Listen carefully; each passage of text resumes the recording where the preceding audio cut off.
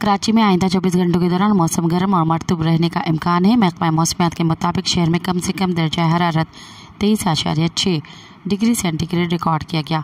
ज़्यादा से ज़्यादा दर्जा हरारत 36 डिग्री सेंटीग्रेड रहने का इम्कान है।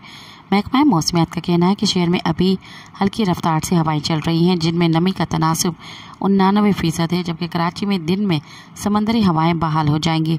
दूसरी जानब चीफ मेट्रोलॉजिस्ट सरदार सरफराज ने कराची में गर्मी की हालिया लहर 12 नवंबर तक बरकरार रहने की पेशगोई की है। उनका कहना था कि सूबा सिंध में दर्जा हरारत में 6 से 7 डिग्री देखने में आ रहा है। नवंबर के 10 से 12 दिन मौसम गर्म और मरतूब रहेगा। सरदार सरफराज का मजीद कहना था कि कराची में सर्दी का आगाज़ दिसंबर के वस्त से होगा। मज़ीद ख़बरन ऐं तफ़सीलात लाइ विज़िट कयो असांजी वेबसाइट www.awamiNewsHD.com ऐं ॾिसंदा रहो अवामी न्यूज़ HD।